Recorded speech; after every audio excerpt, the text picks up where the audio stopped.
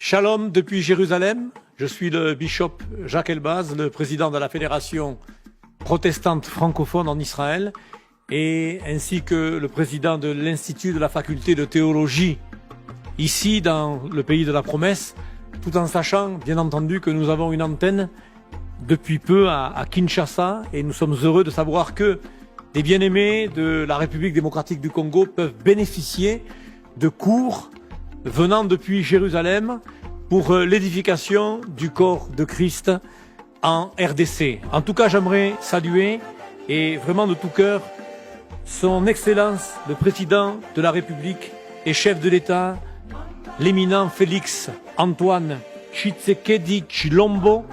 Et vraiment, nous souhaitons à notre frère bien-aimé qui a cette charge de conduire ce grand pays de la République démocratique du Congo, d'être au bénéfice de la grâce du Seigneur, que toute la grâce de Dieu repose sur vous et vous donne la sagesse et l'intelligence par le Saint-Esprit pour conduire cette merveilleuse nation que nous chérissons.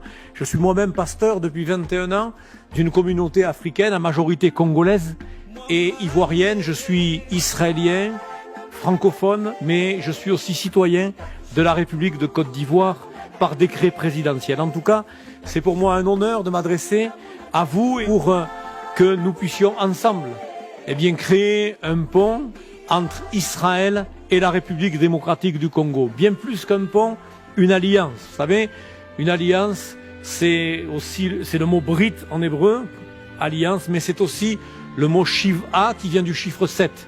Le chiffre 7, c'est le chiffre de la perfection et il nous rappelle bien sûr la personne du Seigneur Jésus.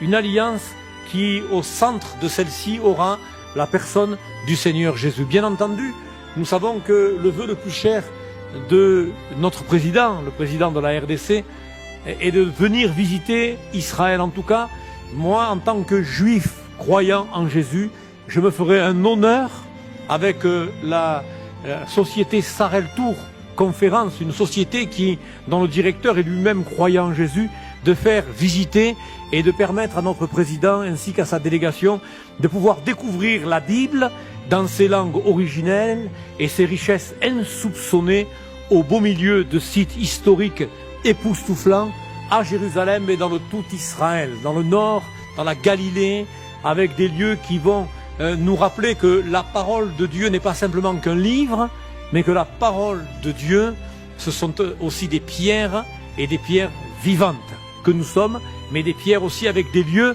où le Seigneur Jésus a manifesté sa gloire allant de lieu en lieu, prêchant la bonne nouvelle du royaume de Dieu.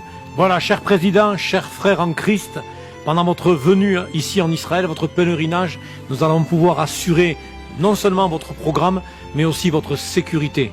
Venir en Israël, cher président, c'est venir étudier la Bible en version 3D. C'est venir étudier la Bible en relief, n'ayant plus un regard en noir et blanc sur ce livre extraordinaire, mais un regard en couleur. En tout cas, faire une alliance avec Israël, nous voulons nous rappeler que Genèse chapitre 12, verset 3 nous dit « Toutes les familles de la terre seront bénies en toi. » Toutes les familles de la terre, y compris le continent africain.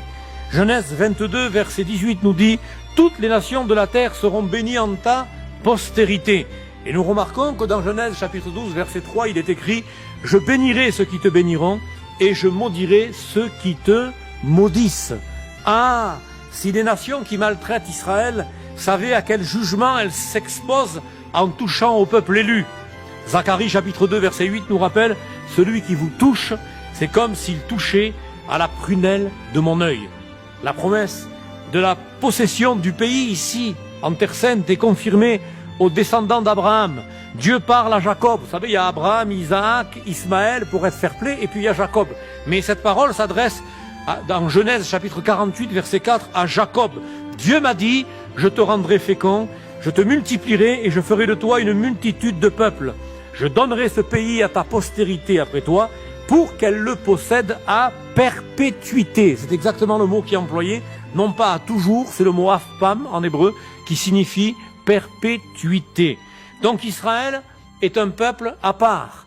Et vouloir faire une alliance avec un peuple, autant faire une alliance avec un peuple à part. Non pas un peuple supérieur, Non pas un peuple qui a certainement des hommes et des femmes ayant un cerveau plus développé que les autres. Non, simplement le peuple d'Israël bénéficie de cette promesse que Dieu a faite à Abraham. Je te bénirai et toi et ta postérité après toi. Donc si aujourd'hui nous bénéficions d'une grâce particulière, étant un tout petit pays au milieu de nombreuses nations qui voudraient en découdre avec nous et que nous tenons le coup, ce n'est pas parce que nous sommes supérieurs aux autres nations, mais c'est tout simplement parce que la grâce de Dieu est sur nous et que la promesse que Dieu a faite à Abraham est maintenue jusqu'à ce jour. Le livre des Nombres nous dit, et cette parole s'adresse à Balaam au chapitre 23, verset 9, c'est un peuple qui a sa demeure à part et qui ne fait point partie des nations. Et dans Esther, chapitre 3, verset 8, Aman va s'adresser au roi Assuérus. Il y a dans toutes les provinces de ton royaume un peuple dispersé et à part parmi les peuples, ayant des lois différentes de tous les peuples et n'observant point les lois du roi.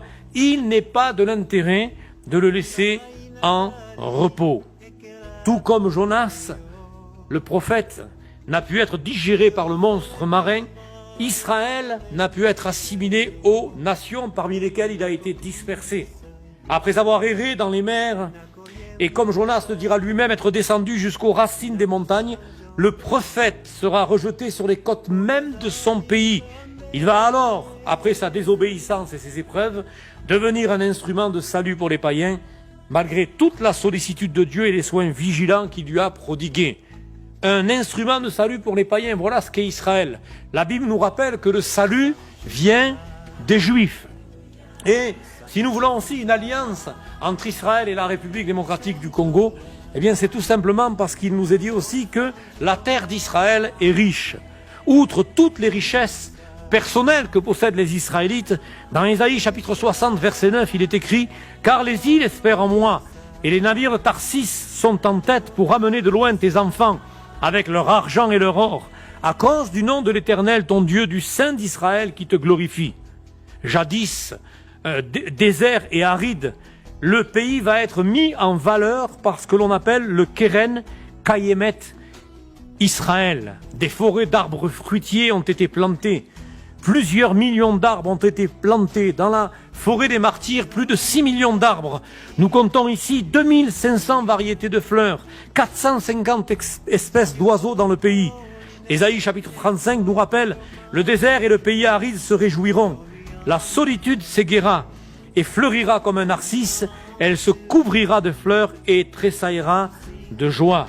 Nous nous rappelons que Dieu a permis que ce pays prospère. Et la Bible nous rappelle que Dieu a promis à Jacob de le faire bénéficier de ce que l'on appelle la graisse de la terre. Voyez-vous, nous avons ici des ingénieurs agronomes, des spécialistes de l'agriculture.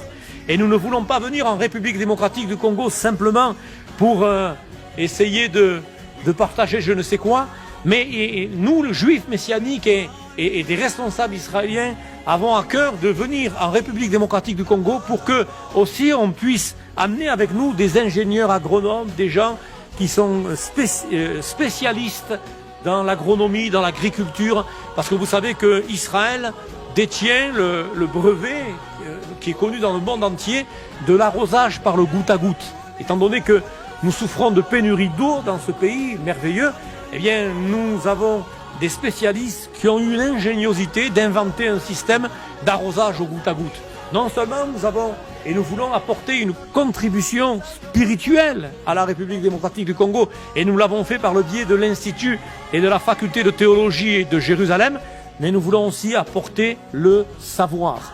Et nous sommes prêts à venir non pas dans un esprit, vous le savez, un esprit de colonialisme ou de néocolonialisme, non, pas du tout. Moi, je connais la situation du peuple africain, étant moi-même ivoirien, je pleure pour ce continent et j'intercède depuis plus d'une vingtaine d'années. Eh bien, nous voulons simplement partager nos connaissances et ensemble pouvoir chercher le bien de nos pays respectifs. Que Dieu vous bénisse. Un grand shalom depuis Jérusalem, depuis la première communauté messianique ici. Vous êtes dans le bâtiment de la première église messianique de juifs croyants en Jésus. Nous vous adressons un shalom, shalom qui vient du verbe l'échalem, payer, du mot mouchlam parfait, du mot shalem entier. Nous ne pouvons avoir la paix que si nous avons expérimenté Jésus, le prince de la paix, qui est venu pour nous payer à Golgotha, les shalem payés à Golgotha, dans un sacrifice parfait et dans un sacrifice entier, pour que nous ayons l'assurance de la vie éternelle ensemble et que nous puissions bénéficier de la paix de Dieu qui surpasse toute intelligence et qui garde nos cœurs et nos pensées en lui. À Dieu soit toute la gloire, que Dieu nous bénisse ensemble dans ses futurs projets. Amen.